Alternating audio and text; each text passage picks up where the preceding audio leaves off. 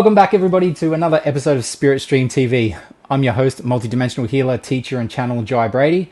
And today I have the absolute pleasure of chatting with not only one of the top psychic mediums in the industry, but an absolutely incredible energy healer. And on top of it, she's a super lovely human being. Please welcome Sherry Collins, aka Seraphina. Hi, everybody. Welcome. Hi. Welcome to the show. Thanks for having me. I'm so glad that our schedules finally aligned. Can I just say, before we get started, I've admired you on social media for a long time now, and judging from your following, I'm not the only one. One of the things I like most about you is your energy. Like, I'll watch a session of yours and feel immediately higher vibe from it, and I can't say that about many people on TikTok or on social media in general. It's really lovely and warming to see, and I know a lot of healers should aspire to be like that as well.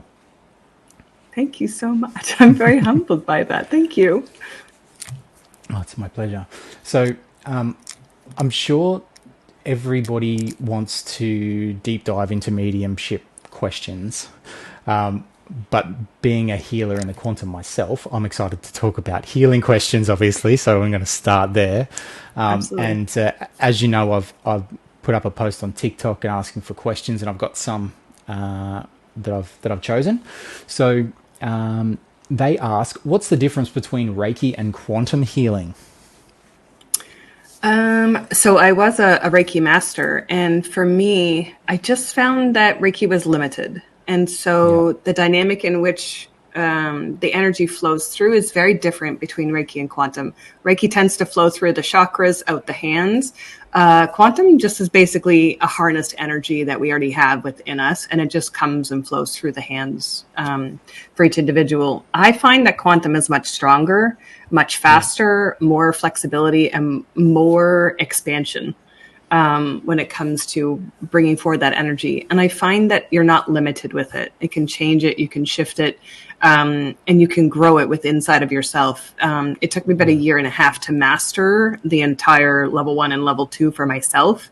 And bringing that forward actually just showed even myself, because I had an injury, and that's where it kind of all started from, how fast it could actually work. Yeah. I completely agree. So obviously I work in that realm as well, and I much like you started out in Reiki. I think most healers do start out in Reiki, but it seems to me that much like you just said, it's limited to an extent, and the people that really grow from Reiki, I don't think that they realize that they're not necessarily doing Reiki anymore. And I did mine through I got to master and all that sort of stuff and taught it, but it wasn't through until I was astral traveling that I got other symbols and did other things, and it really grew from there. So I feel like from our point of view and what we do, it is a lot stronger and quicker and longer lasting. You know what I mean?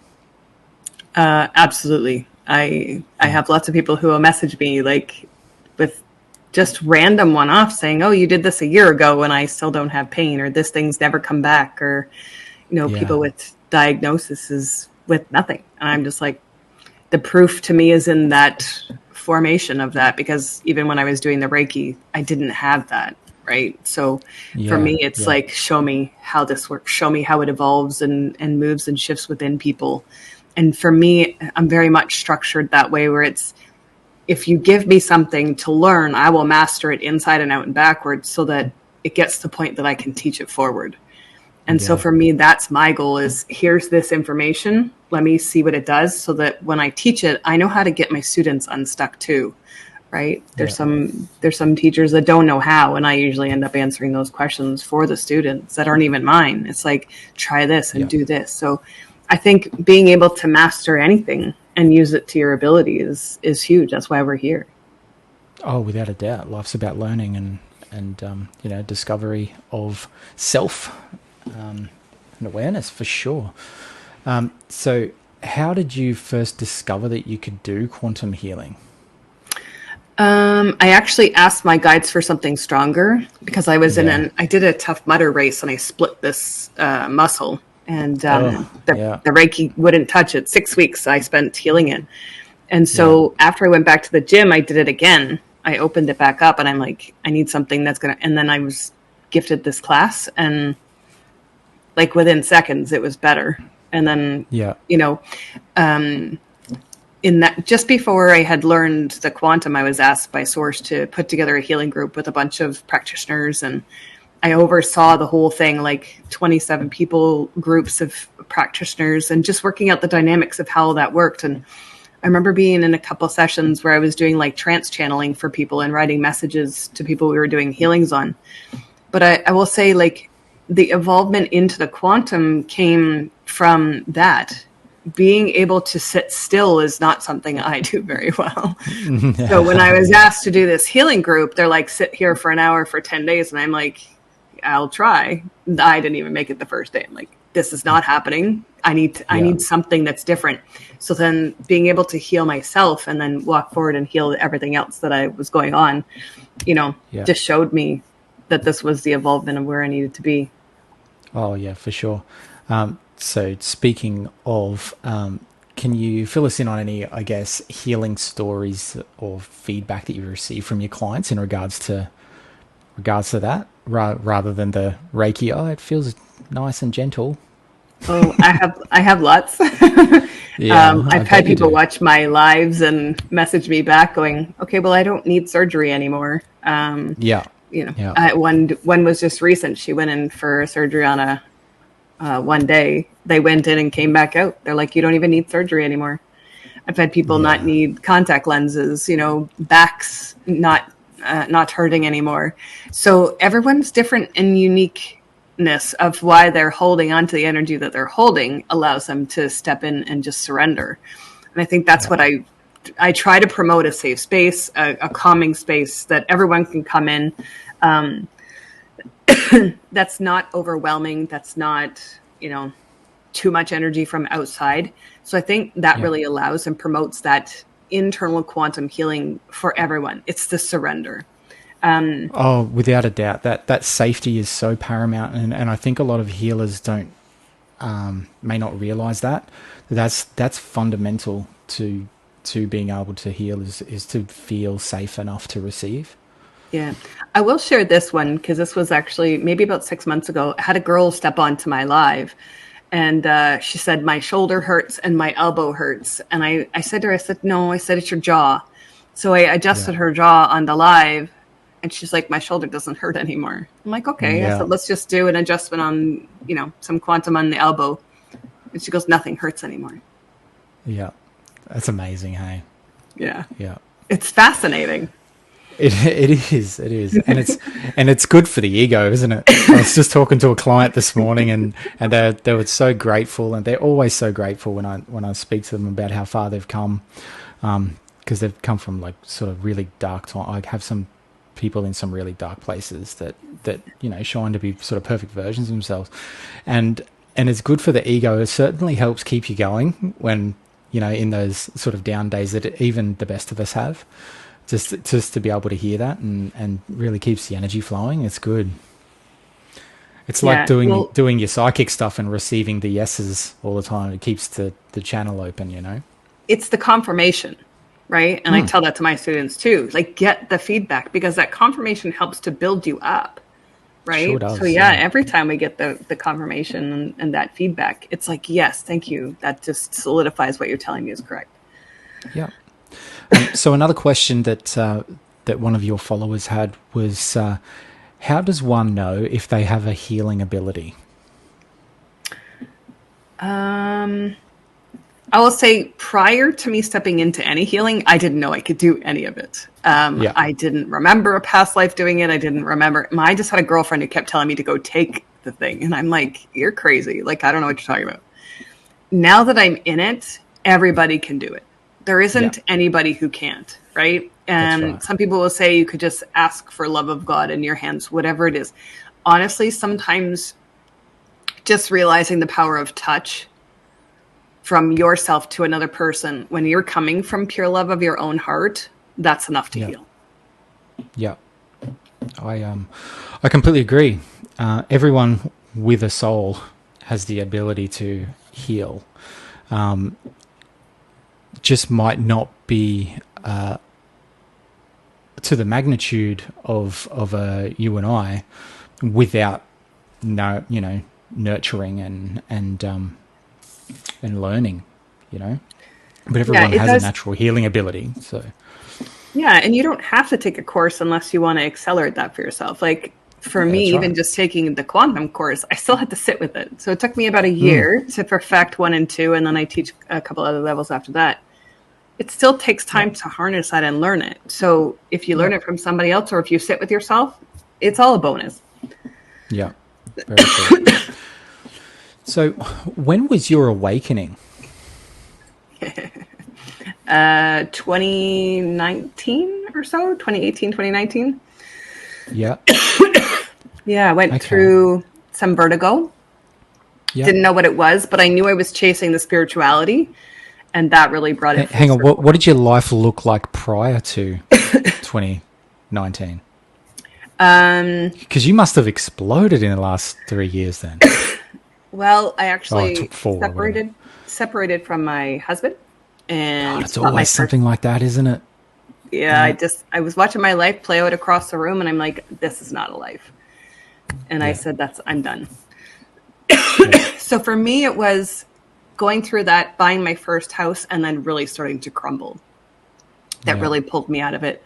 And then going through the vertigo really pulled me up. I chased source like 9-0. I was like, bring me as close as I can to you. And Yeah. so I had to go through that process of that pull down to be able to have that. And then, just started tapping into, I want a better life. What does that look like for myself and my children? And so Yeah. then I just started moving forward. I had vertigo twice in a year span, almost to the exact day. Yeah. And the And second did you time find out what that spiritual meaning was behind that vertigo? yeah, it's chasing God. Yeah. Yeah. Yeah. Okay. Wanting it so bad, like so quickly. Yeah.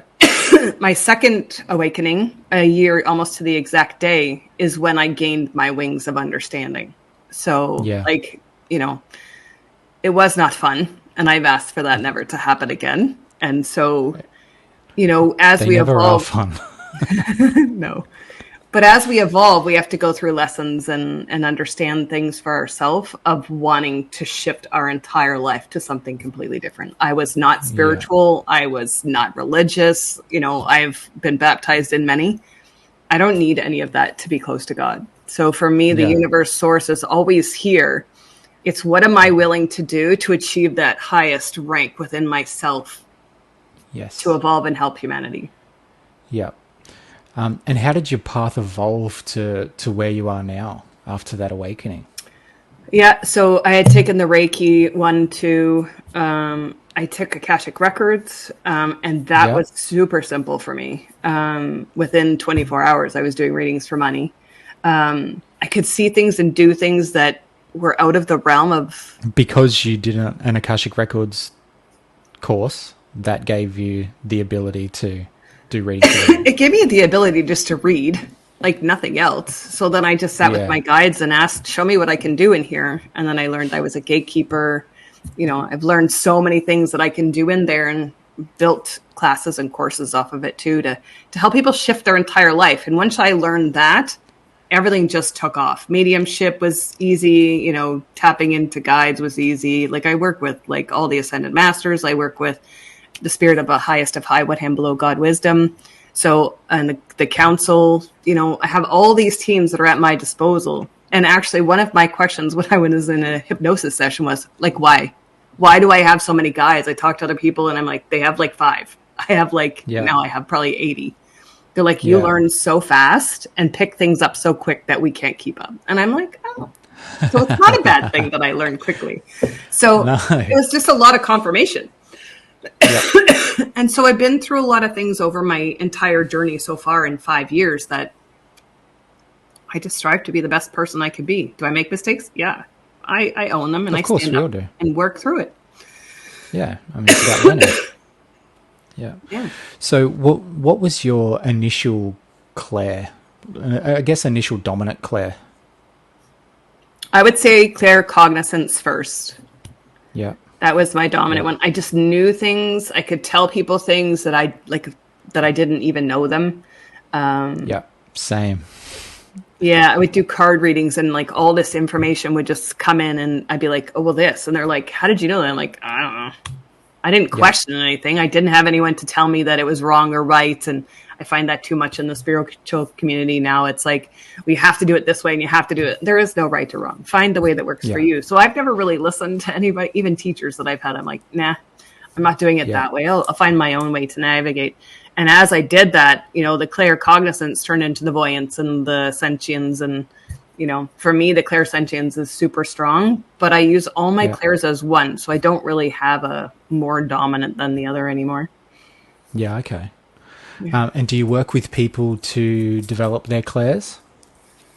I do. I run a spiritual development class, and that walks people through an array of different things. So intuition, you know, auras and mediumship, clairs, how do you talk to your guides, your loved ones.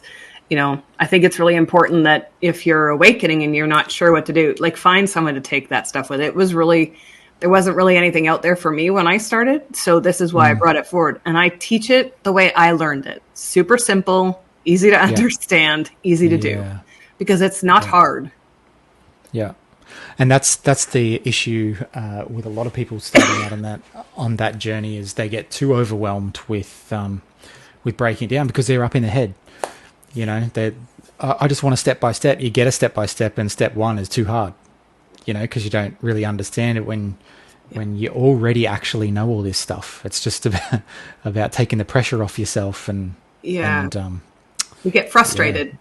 Right? I don't have this and I can't do this, right? As soon as you start that, you've given it over to everything else but yourself, because you can. Yeah, exactly. Yeah. So what advice can you give to someone starting out on their spiritual journey? Spend a lot of time going within. Start looking at the things, you know, that in your life, maybe you're not proud of what you've done for yourself or somebody else. Start looking at the things that you deem that used to be important. Sometimes we'll bring a lot of our stuff from our childhood in that really is not even relevant anymore. Can you forgive it and just let it go and move on? Like, you know, there's a lot of different aspects that you're going to have to walk through on this journey. But I mean, don't get caught up in so many things that you're driving yourself crazy. Like this whole, you know, there's one question that showed up is around the shadow work. To me, I just think it's, why don't you just let the journey navigate it for you? Whatever needs to come up in the moment, just let it show itself, or ask to be shown what's in the way, and then go through it. Instead of thinking you got to go sit in the shadow and then you're never ending it and never getting out of it. I think it's pointless. You're not living your life. I was saying that exact thing to somebody else the other day, and it was like, you're going to get to your 90 and look back and you've spent your life in the shadow, you know, because all you're doing is shadow work and you've defined yourself by that. Well, and the shadow, if you actually look at it, everything that you're not proud of yourself is the shadow, right? So if we look at it as though my ego's in temper tantrum, that's your shadow. That's your inner child going, you didn't pay attention to me when I was 5 years old, and now I have to make you feel like you're not good enough. Well, why don't you just address that with your little self and then have it be done, right? Yeah. So I don't know. I had that experience when I went on a trip. Somebody had brought it to me and they're like, oh, you need to do your shadow work. And I'm like, what shadow work? Like, I don't get it. So I came home kind of a little bit dumbfounded, and I just sat there and went, is there really anything that I need to address? I've been through a lot of shit in my life, but do I still need to keep? I'm like, I'm good, but thanks for that opportunity. So it worked out really well for me and my shadow. We're all light now. I mean, there's always layers that come up. But just let them come up naturally. Yeah. Oh, you're never your life in the meantime. Yeah, that's right. Yeah, I just let it navigate. Okay, this needs to come up today. Great, show me that. Yeah. So, do you have any tips on helping people connect to their spirit guides? I'll give you a short little snippet from kind of what I teach in my own classes. Is get quiet within you first, and then you can really just ask that energy of who they are just to step forward. And when do you mean in meditation? You don't even need to go in meditation. Just close your eyes and then just relax. And then just ask for that energy to step forward. And if it has an image, great. If it's a knowing, you can decipher what it is, ask questions, but just let that energy come to you. And we're never alone. So there's always a midst full of people there. So that's right. Most people just can't quiet themselves enough to bring that energy in. It takes practice, right? And then once you do, it becomes a learned tool that you hold on to, a muscle memory. But yeah, to me, it's just energy. Everything is energy. Your energy. I'm energy. All your guides are energy. Your loved ones are energy. So if you want them to come forward, actually, I'll just give this suggestion too. If you have someone who's passed over, you already know what they look like, right? Go get a picture of that person just to prove to yourself, okay, that's who I want to bring in. Close your eyes and just imagine them standing in front of you, just like they were in the picture. They'll be there. It's no different. They'll show up in any way you need them to. Yeah. So for me, that's the easiest way to connect back in with loved ones or a guide. Your guides are just you, right? So, Archangel Michael is just the warrior protector of yourself, right? He shows up in his knight in shining armor. Really handsome, by the way. I don't know. I haven't seen the girl version of him yet, but he shows up with the sword and the shield to protect you. Well, that's you protecting yourself, right? You don't want to get hurt, so you're going to be there. So when we let go of those aspects that it has to be something outside of ourselves, right? You can label it whatever you want. It makes it a lot easier for to come in. For anyone who's going through grief of any kind, that will kind of slow down that process of bringing those people in because you're so connected to how the emotions feel from that person leaving. So if you process your grief, it makes it easier for those people to come in and see us as well. But just practice that. Just ask them to show up in front of you and feel the energy. You'll feel it on your body. That's your clairsentient. You'll see it. That's your clairvoyance. Know that they're there. That's the clear cognizance, right? Yeah. And as you bring that in, it starts to take form. Yep. Perfect. I'm sure that a lot of viewers will take a lot out of that. So what about tips for people who struggle meditating? Don't do it. Yeah. If you struggle with it, don't do it. Find a different way that works for you. I used to meditate. To be honest with you, when I first started, I didn't know what meditation was when I first started my journey. So I'm like, show me what I need to do with this. And so I sat down there like, okay, going to sit there for 5 minutes. I'm like, 5 minutes I can do. We know what an hour looks like. So 5 minutes is going to be a brief. 5 minutes was not easy because you got to clear the monkey mind first, right? So it's okay, no. Okay, quiet. And so you sit there for 5 minutes. And honestly, like set a timer on your phone for 5 minutes. And when you're done, celebrate. I beat 5 minutes. I'm like, yes, I did 5 minutes. And then tomorrow, I'm like, okay, 10. I'm like, okay. And as I went through, literally every day, I just increased it by 5 till I got comfortable just sitting. And then I worked my way up to about 8 hours. But if you can't sit and 8 hours.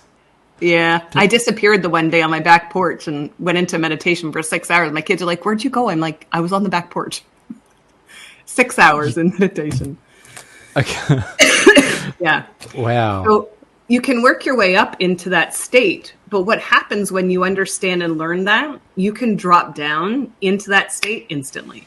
Like for me, it takes me seconds, right? Yeah. So I can drop into that and go into that lull and just have information.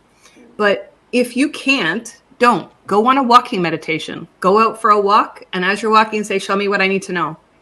A tree will move, a bird will show up, whatever that information is. And if you can see with your eyes open, with your claircognizance or clairvoyance, they'll start to show you images. And so what I found is as I developed my muscles in all these different gifts, like I'll be with clients and they're showing me new stuff over here. And I'll be walking meditations and I'll see like Atlantis and cities moving. And I'm like, this is really cool. Thank you. Yeah. So. Yeah, that's wild. It shows up how you need it to. So don't feel like you have, if you want to run and have a meditation, just allow the information to come. There is no wrong way and no right way to do anything spiritually. It's what works for you. That's why it's a practice. Yeah. Yeah. So you help people discover their Akashic records, and we spoke about that a bit before. But can you explain, I guess, to the viewers and listeners what the Akash is and how it relates to our current incarnation? Absolutely. So your Akashic is your past, your present, and your future. It's every word you've ever said, every life you've ever lived, all the information you need to know, all the tools, all the modalities, everything you've ever done is in this library. And so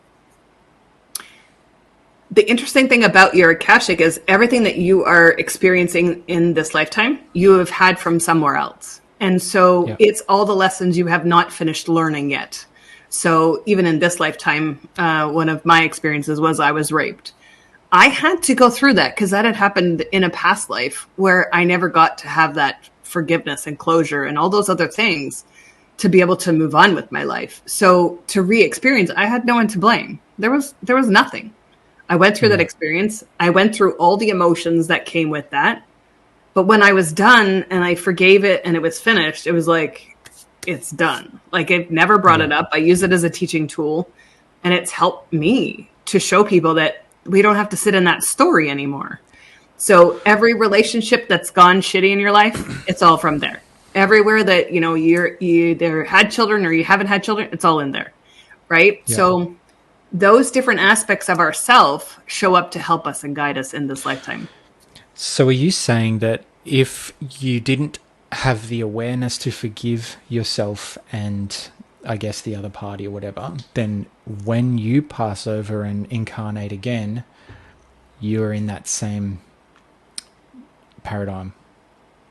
Yeah. So the more we heal in this lifetime, and you may not experience everything in this lifetime, right? If you never killed anybody in this lifetime, you will still need to do whatever opposite of that has transpired already, or you'll need to reoccur it. So the nice thing about how I teach it is that we can go heal all of that and never have to do any of it again. So that's my goal is I don't want to come back and do this crap anymore. I don't want to have to know what it's like to lose my mom early. I don't want to know what it's like to have my dad walk out the door when I'm 2 years old. I don't want to have to go through any of that again. So if I can go in there and heal that, I'm good. I'm good. Yeah. Right. We all need to get to the point where that's closed and we're starting to move our way up this system of self to consciousness and, this now moment. There's nothing else. And to heal that, it's literally a system of forgiveness. You can.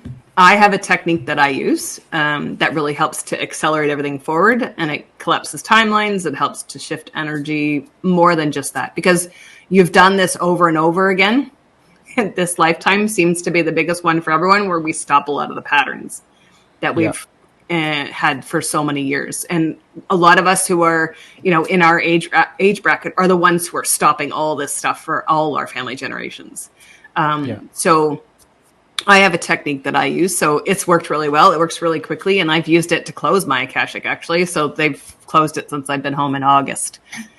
So haven't had anything to do in there. I can go into the future, but my gates are there. Can't go into the past because there's nothing to do. Like, it's really just fascinating. Would that not then be the definition of enlightenment? Yeah, that's the whole goal. Well, there's lots of levels of records. So you've got those, you've got galactic records, you've got your halls of Amenti, halls of learning. So there's still a lot of stuff to still work through, but it's one step at a time, right? So for me, the biggest thing was about my Akashic that really helped me was to understand who I was, because I never really fit in. I was smart in a different way. Like, I wanted to be a tool and die maker when I was in high school. I'm like, I'm smart. I can do all this stuff. I would do everyone's homework. And so for me, I thought that was the only thing. And then when that didn't fall through after high school and co-op and all this stuff, because I was a female, I'm like, there's got to be something more to this. Something more in this journey. So, everything has led me to seek out why. And so, which just in itself is your first awakening, effectively. Yeah. And as soon as I really wanted to know why I learned so fast, why I'm so different than everybody else. And when I went in and saw that I was Cleopatra III, that was a bit of a game changer. That really helped me solidify my understanding of who I am, why I'm here, why I like to be the leader. Like I do. I love being the leader of everything. I can take a step aside and not, but I really do love to thrive in that role. And I was Rhea from Atlantis, my daughter's Hera. So all these things have fallen into place. And when I go back and look at certain things in my records, I don't have a lot of lifetimes of being poor, right? Yeah. The one thing that really brought it full circle for me was when I went to Egypt the first time last year in November, when I walked through into Saqqara. And you're talking about physical reality now? Physical reality. When you actually went to Egypt? Okay. When I went to Saqqara, I could literally see people sitting in the arena. I saw people being anointed as pharaohs. I saw people getting married. And I was looking at this stuff going, why can I see all this stuff? I saw Cairo, and then I saw Cairo disappear to sand. And I'm like, why am I? They're like, you were Cleopatra the Third. And I'm like, I know. But to see this in living daylight, and there's nothing there. They're like, now do you get it? I'm like, 100%. So I understood from that moment forward why things are shown the way they're shown. Yeah. And how important that you really are to the collective. Yeah, being able to share truth, like, different things that are under the Sphinx, different things that are under the Giza pyramids, they're only going to tell you so much. Yeah. It's up to so, that's, I guess, a conversation for another time about what's under there. But speaking of Egypt, though, so you've been kind enough to share a gift with our viewers and listeners, which is a King and Queen's Chamber meditation. So can you tell us a little about that? Yeah, so one of the experiences I actually got to have when I went back to Egypt just this October was that we got to go into the Queen's Chamber and the King's Chamber in a private session. And so the experience that we had was being able to just go sit in the Queen's Chamber. And while I was in there, my experience was different than everybody else, as I just laid my hands on the floor and allowed all the soul energy that had perished underneath to leave. And then I was able to do a lot of healing work in there. The King's Chamber, we got to go and lay in the sarcophagus and have that experience in there as well. So I wanted to be able to bring this. It was amazing. Yeah. So I have this ability to play with the hieroglyphics. And so they've shown me what I can actually do with them. And so we brought a lot of healing into every single person who got to lay in there. And we got to do a lot of clearing of their souls as well. Yeah. One girl actually turned into Nefertiti's daughter in the sarcophagus. You could see her face change. And so by bringing this healing forward, everyone got to experience that shift through that. But laying in there for myself was very different. For me, it was just clearing the energy of the room so that anybody who came in after us had a very calming experience. So for me, that was like, I wanted to bring that forward in a meditation so everybody got to experience it. So in this meditation, you actually get to run your hands along the walls and feel the hieroglyphics, whether they're there or not, because when you go, really isn't anything on the walls. They've chipped it all off. And so you get to run your hand, and people will find the hieroglyphics that match the energy of what they need. So the Ankh or Isis or whatever. And then everyone got to lay in the sarcophagus and actually receive the same healing I did on everybody in the sarcophagus. So everybody gets to receive it in this meditation. Yeah. Yeah. Oh my God, that's wild. Yeah. My partner really wants to go to Egypt herself. She's got a strong affinity with Egypt. So, that'd be cool. Hanging out in a sarcophagus. Yeah. It's worth the experience. Definitely pay the extra and go do it. Yeah. It's amazing. Yeah. Okay. So one question that a person has had, and I don't want to put you on the spot about it, but I will. Mm-hmm. So they asked, what does the outlook look like for 2024 for the collective?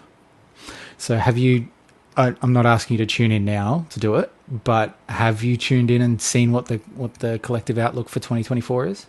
Yeah. So the collective outlook for 24, first and foremost, it's individual first, right? Everything has to do with you first. So if you think it's going to be a great year, you can make it what you choose. Yeah. I feel as though for collective wise, and this is just based on what I've seen so far coming out of our last shift here, is that there's still going to be the pretense of a lot of illusion, a lot of upheaval in emotions, whether they stage something or something is put outward. I don't think a lot of that stuff will even come to fruition. I feel like there's going to be a lot of I just need to find the right word. Disinformation. Yeah, that already happens already, but it's almost like a story's going to be turned right. Something is going to be turned right, and it's going to make people stop to think. So I feel that towards April. There's a lot of highlight around U.S. elections. Don't get your hopes up. I think it's going to be what it needs to be to wake up more people. So be prepared for that imbalance of things. Vote for whoever you want to, your choice. But don't be disappointed in whatever outcome that is, because it's there for a reason. It's staged for a reason to wake people up. I do feel like when we get towards the end of 2024, though, this frequency that's coming in around, for some people, it's the 8-year. This brings in a lot of abundance as well. So we're coming into that up leveling, right? We just came out of a massive purge. That's going to be a continued thing. You're going to go through these emotional purges that suck. But just remember, you can choose how far you sit in deep with that. Yeah. I do feel like I just heard like watch the water as well. So that just means like keep an eye on your own waterways, right? And use your own judgment. Do I think something's going to flood? It's irrelevant. I think we all have common sense to shift where we need to. But I do feel as though we need to come into a better awareness about ourselves and the choices that we make come 2024, because just because somebody says it doesn't mean it's true. The other thing I see for 2024, and this has to do with the whole healer community, is we really need to stop targeting each other and stab in the back. And, the words we choose come 2024 really need to start to change. It needs to come to love base, and it needs to start putting out there what we actually want as a collective moving forward. Because if we're on the fence of how this is going to play out and we keep targeting each other with spiritual warfare words and blah, blah, blah, this is never going to change, right? So it's about discernment of what you're putting out. Don't worry about anybody else. I have a saying that's actually going to go on some t-shirts. It doesn't matter what anybody else does. It matters what you do. If you want to see change, put that change out there. Be the best person you can be. I'm not saying you got to live in love and light all the time. Be pissed off if you want to, but work through it. But we have to start putting out the collective of what we actually want. Yeah. Yeah, I completely agree. While I got you there, what I want to talk to you about is your collapsing timeline oracles that I see around all the time. So when I thought that they were very hard to believe, to be honest, but I could see it working in real time as you were demonstrating it. Yeah, it's pretty wild. Can you tell us a bit about that? Yeah, so I read a couple of books and then I read them again, and I thought it was too complicated. So I just asked my guys, let me show me an easier way to do this. So I just started writing codes down on paper during a live one day. And then I'm like, okay, show me what to do with this. And actually prior to this, a girl had told me that I was going to work with structured codes. And I'm like, okay, they're like 3-dimensional. They do what they do. And so when this came about, they became that. They're 3-dimensional codes that can be shifted to collapse any timeline. Yeah, wow. Okay. And have you had, like, I guess, a lot of success, or people who have purchased those cards? What have they said about it? Actually, people use them in their healings. I have a girl who uses them in her Akashic healing sessions because it brings insight where you may not even know what's going on. Right. Yeah. So for these cards, you can ask a couple of different ways. You can ask questions, but you can even say, like, what's in the way of me making money? Right. If you need more money in your business. So then that one just flew out. Right. So whatever's in the way, unexpected opportunities. So somewhere along the way, this has been in the way of that coming in. So you can just place your hand over top of it, or you can close your eyes, whatever it is you want to do. You can feel the energy collapsing through the timeline of your body system and in your cells to allow it to collapse that timeline within you. And you can feel it through your whole body. And so I can feel it actually in my lower back right now, releasing out of my body. Yeah. Yeah. Wow. Okay. Yeah. And so do you want to ask a question? Yeah. Well, okay. So I'll just, off the top of my head, we'll ask the same question as you. What's getting in the way of abundance? Okay, so abundance and Okay, that's better. Financial. Yeah, because abundance and money is very different things. So Yeah. what's in the way of financial abundance coming in? I got to draw 3 for you, so we'll see what comes up with this. So right off the bat, patience. So there's lack of patience and waiting. It's like now. New career. Not now, yesterday. And inflammation. So all 3 of these things will relate into why. So no patience. There's something new coming, but I can't wait for it. I want it now. And then inflammation. So a swelling of something. So we'll just collapse these timelines. I'm going to do it my way because it just makes it a little bit easier. But so I can already feel that coming out of your solar plexus. It is just a little bit sort of below my solar plexus and to the right, but I can feel it absolutely. Yeah. Okay. And then I just felt that rise right out of the entire esophagus. Straight up. Yep. Yeah. So now that's shifted so all the energy out of the way. Yep. So yeah. Okay, cool. Okay. Well, I think that about wraps it up. And I say wraps it up only because of the time, because I have so much more to talk to you about. But maybe we can save that for another show if you're happy to come back on. Sure. Yeah. Absolutely. So I want to thank you for being so generous with your time. I know that you're a hard person to get in contact with sometimes. Obviously so busy changing the world. But if people would like personalized services from you or any of those things that we spoke about today, how would they be best to do that? Yeah, so you can head to my website, infinitysourcecode.com, and all of my services are there. Classes are listed there. All my courses and classes for 2024 are already listed. And if you have any questions, just reach out to me. You can hit me up on email, sherrycollins1@hotmail.com, or just plug in through the website. Okay, perfect. Thank you again, Sherry. I really appreciate your time.